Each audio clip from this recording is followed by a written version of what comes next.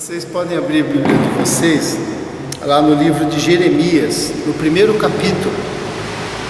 Jeremias capítulo 1, do verso 1 ao verso 10. Palavras de Jeremias, filho de Ilquias, um dos sacerdotes que estavam em Anatote, na terra de Benjamim. A ele veio a palavra do Senhor nos dias de Josias, filho de Amon, e rei de Judá, no 13º ano do seu reinado, e também nos dias de Joaquim, filho de Josias, rei de Judá, até ao fim do ano 10º de Zedequias, filho de Josias, rei de Judá, e ainda até o 5º mês do exílio de Jerusalém. A mim me veio, pois, a palavra do Senhor, dizendo: antes que eu te formasse no ventre materno, eu te conheci. E antes que saísses da madre, te consagrei e te constituí profeta às nações. Então lhe disse eu: ah, Senhor Deus, eis que não sei falar, porque não passo de uma criança. Mas o Senhor me disse: não digas, não passo de uma criança, porque a todos a quem eu te enviar irás, e tudo o que eu te mandar falarás. Não temas diante deles, porque eu sou contigo para te livrar, diz o Senhor. Depois estendeu o Senhor a mão, tocou-me na boca e me disse: eis que ponho na tua boca as minhas palavras. Olha que hoje te constituo sobre as nações e sobre os reinos, para arrancares e derribares, para destruíres e arruinares, e também para edificares e para plantares. Amém? Até aqui. Jeremias é um profeta admirável. Se a gente lê todo o livro e você conhecer um pouco da biografia dele e do contexto em que ele falou, porque Deus deu uma missão para ele quase impossível, muito difícil, né? Ele tinha a tarefa de tentar trazer o povo, de fazer o povo voltar-se para Deus, sendo que o povo já estava assim no precipício, já estava no fundo do poço, no seu distanciamento com Deus, na sua desobediência. E você vai ler a história de Jeremias. Ele foi rejeitado, ele foi odiado, ele foi perseguido, né? Mas ele permaneceu firme e ele sofreu. Logo depois você vê o livro de Lamentações de Jeremias, porque ele viu o povo ser massacrado, ele viu o povo, a terra dele ser invadida, né, pelos estrangeiros, e o povo ser levado cativo. O que a gente percebe em Jeremias é que o senso de vocação dele era muito forte para que ele pudesse permanecer firme, né? Diante de uma missão quase impossível, ele permaneceu firme, ele falou, teve fé, coragem, foi determinado para falar aquilo que o Senhor colocou na sua boca. E esse primeiro capítulo aqui, nós lemos até o verso 10, ele fala do chamamento, né? De Deus chamando Jeremias para ser profeta. E o nome Jeremias significa o Senhor exalta, o Senhor estabelece. E eu fiquei pensando no nome de Jeremias, e eu queria destacar algumas coisas aqui para a nossa vida, pensando nisso, que o Senhor estabelece. Esse é o significado do nome dele. O que o Senhor estabeleceu para a gente? O que já está estabelecido aqui diante do texto que a gente leu.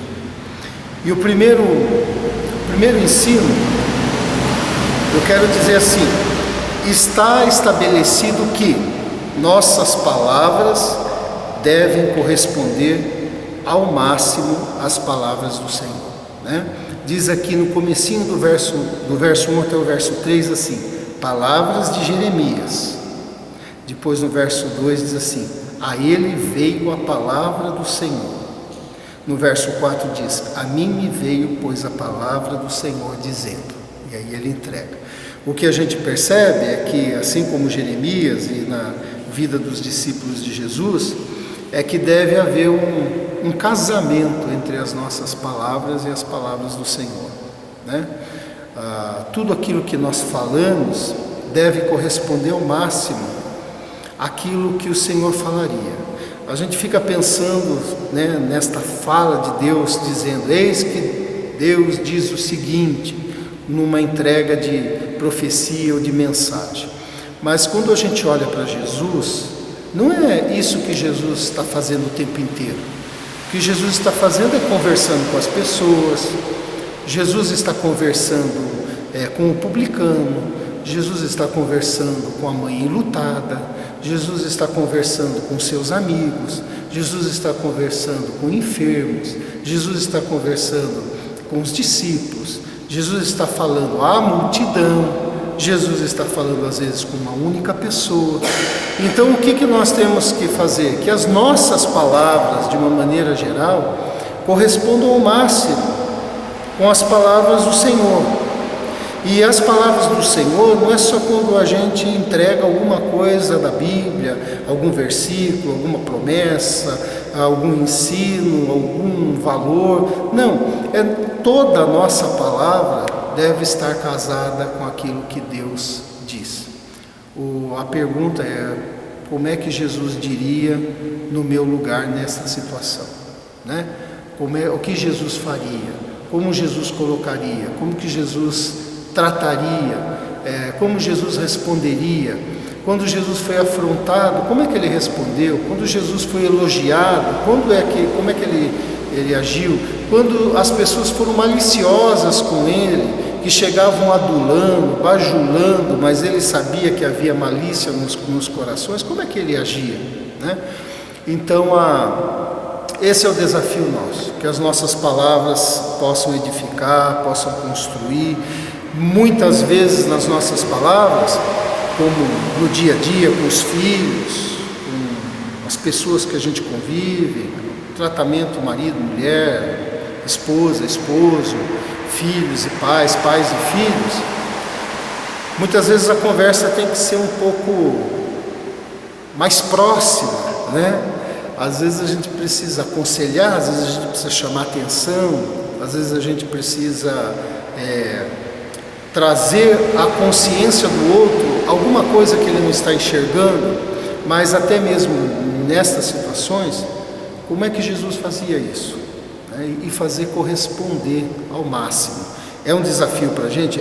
Porque nós temos uma natureza complicada, mas a gente deve estar atento, né? Esse pelo menos estar conscientes que assim deve ser, e as nossas palavras serem verdadeiras, as nossas palavras serem sábias ao ponto da gente saber quando falar, quando não falar.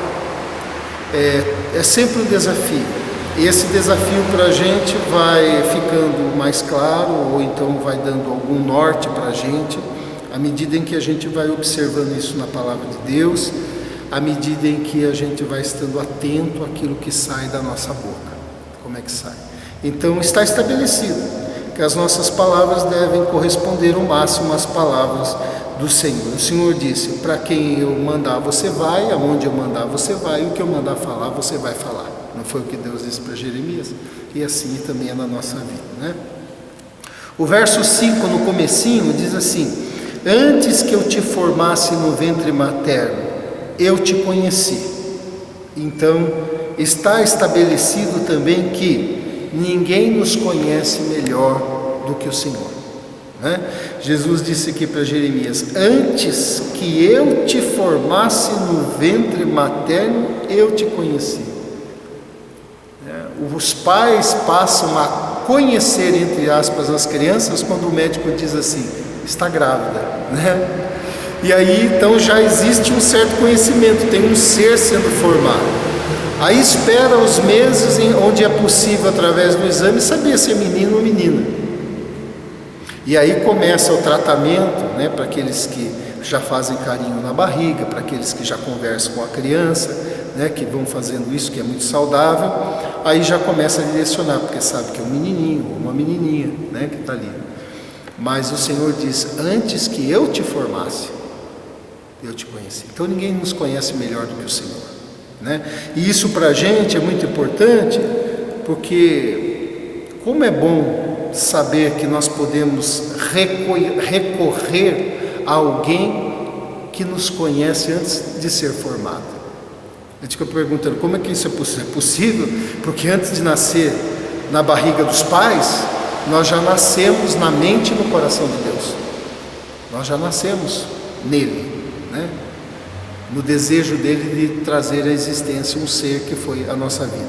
Então eles nos conhecem. Então recorrer a alguém que já nos conhece dessa forma. E nessa nos dá segurança. Isso também leva a gente perceber quanto é importante a gente ouvir esse Senhor, que nos conhece mais do que a gente mesmo, mais do que qualquer pessoa que nos conheça. A importância da gente ouvir, a importância da gente temer esse Senhor, no sentido de respeitar aquilo que Ele fala para a gente, já que o conhecimento é dessa forma sobre a nossa vida. E também de podermos nos abrir com Ele e nos abrirmos para Ele de todas as circunstâncias que acontecem na nossa vida, porque está estabelecido que ninguém nos conhece melhor do que o próprio Senhor. Outra coisa que está estabelecido que Deus tem uma missão para os seus filhos. Na sequência do verso 5 diz assim: antes que eu te formasse no ventre materno eu te conheci, e antes que saísses da madre te consagrei e te constituí profeta às nações. Deus não simplesmente o conheceu antes de formar na mãe, mas diz que antes dele sair da madre, ele também já saiu com uma missão. Já o te constituí como profeta às nações. Bom, nós sabemos que olhando para o Novo Testamento, isso se aplica a todos, porque Jesus disse, né? Assim como o Pai me enviou, eu também vos envio. Todos nós, todos os discípulos de Jesus são enviados do Senhor, né? Então está estabelecido que todos nós temos uma missão.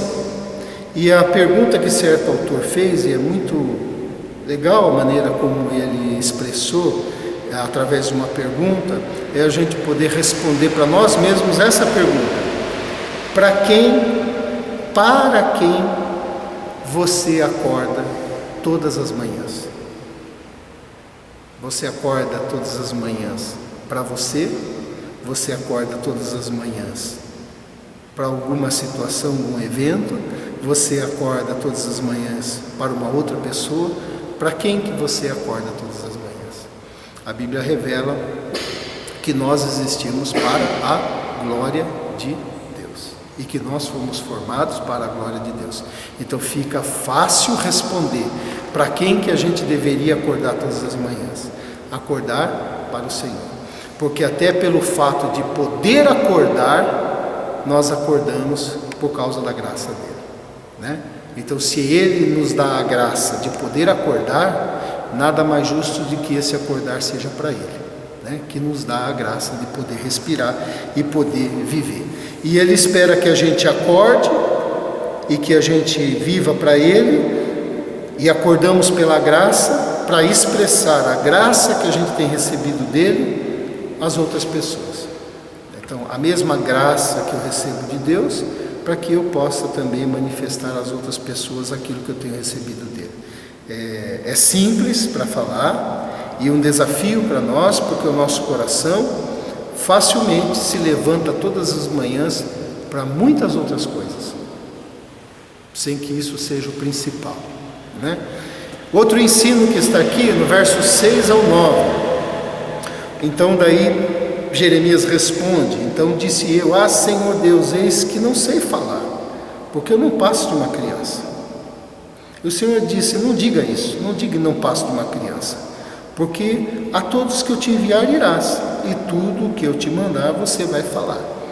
Então está estabelecido que na presença de Deus não existe nenhum servo incapaz, né?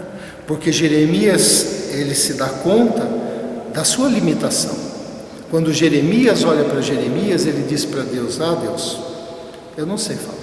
Como é que eu vou falar às nações? Como é que eu vou falar? As nações significa, como é que eu vou falar ao meu povo?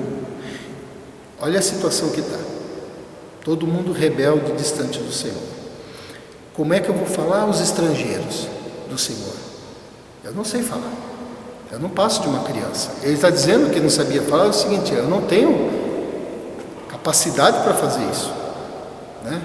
Eu não sei se alguém que fala desse jeito, que vai falar para todo mundo, do nosso povo, falar do Senhor. Eu não passo de uma criança. Eu sou limitado até culturalmente. Talvez ele estivesse dizendo isso. né? Então ele alega aqui um quê de timidez, um quê de falta de experiência. Imagine se Deus falasse assim: eu vou te mandar para você falar a todos e às outras nações. Cada um de nós falaria a mesma coisa para o Senhor. Senhor, não posso tomar uma criança, eu não sei falar, como que eu vou fazer isso, né? E os conflitos emocionais de uma responsabilidade tão grande. Imagine, eu fico imaginando Jeremias no conflito da responsabilidade. Primeiro ele pensar como que ele estaria na frente de todo mundo ouvindo o que ele ia falar. Talvez ele pensasse nas consequências do que outros iam ouvir do que ele ia falar, né? E também a limitação que ele tinha. Então, uma coisa que a gente aprende aqui é que sentir-se limitado não nos impossibilita de cumprir a missão, desde que a gente faça qualquer coisa na dependência de Deus. Porque existe uma coisa que não é uma frase bem bolada, mas é que é uma verdade bíblica, que aquele que chama, que é Deus, ele capacita. Deus nunca chamou alguém sem capacitar essa pessoa. E Deus não dá toda a capacidade antes. Deus vai dando a capacidade na medida em que as coisas são necessárias, né? Então, existe um começo, às vezes um começo tímido, um começo pequeno, mas que na medida vai ter o seu desenrolar, e nesse desenrolar Deus vai capacitando, até que quando você vê, a missão está sendo cumprida. Isso aconteceu com os discípulos. Os discípulos eram pescadores. Os discípulos eram pessoas limitadas para nós imaginarmos a tarefa deles serem testemunhas tanto em Jerusalém, Judéia, Samaria, nos confins da terra. Não é isso que Jesus falou? Recebereis poder para ser testemunhas. Você pensa naqueles homens pescadores e você fala: nossa, um desafio como o de Jeremias. Mas eles não foram capacitados de uma hora para outra. A capacitação foi vindo ao longo do processo das coisas como foram acontecendo, e nós vemos Pedro, que escreveu as cartas, nós vemos o João, que escreveu as cartas, nós vemos o Mateus, nós vemos o Lucas, nós vemos um apóstolo Paulo, não é isso? Assim como Abraão é o pai da fé, mas ele no começo tinha a sua fé para ser trabalhada, mas na medida em que foi caminhando, Deus foi trabalhando, e até que houve um momento em que ele foi testado no último, na questão do sacrifício do seu filho, aonde agora ele é olhado como pai da fé, como um exemplo de alguém que tinha fé no Senhor. Então, a nossa limitação não nos impossibilita de executar a nossa missão, a missão que foi confiada, desde que a gente viva nessa dependência, porque Deus vai dando para cada momento, para cada circunstância, aquilo que a gente precisa para realizar aquela tarefa na hora que ela se apresenta na nossa vida. A gente sempre pensa assim: a graça de Deus é derramada sobre nós na medida em que eu necessito. Para nós a graça ela é sempre abundante, porque é favor, é graça. Mas Deus vai dando a graça. Por isso Jesus diz assim, que a gente deve viver um dia de cada vez, não é isso? Basta o seu mal a cada dia. Nesse dia Deus dá a graça do tamanho que eu preciso para viver esse dia. Amanhã é outro dia, é outro tamanho de graça, é outra coisa que o Senhor vai fazer. É a mesma coisa no exercício da missão. Você veja aqui no 8, veja só, Deus o chama, ele acha que é uma criança, ele fala para o Senhor dos seus conflitos, e no verso 8 Deus o encoraja. Diz o quê? Não temas diante deles. Não tenha medo, porque eu sou contigo para te livrar. Então Deus já, olha só o que ele fez, ele chamou, Jeremias já viu sua limitação e Deus já o encorajou. E no verso 9, aí Deus vai e toca na boca do profeta Jeremias, concedendo unção, concedendo a unção que ele precisava como profeta. Então, isso que eu digo aqui, aquele que chama, capacita, né? Capacita. E por último, no verso 10, diz assim: olha que hoje te constituo sobre as nações e sobre os reinos. Para quê? para arrancar e derribar, para destruir e arruinar, mas também para edificar e para plantar, né? Então está estabelecido que a palavra do Senhor sempre vem alterar o estado das coisas. A palavra do Senhor sempre vem para alterar o estado das coisas.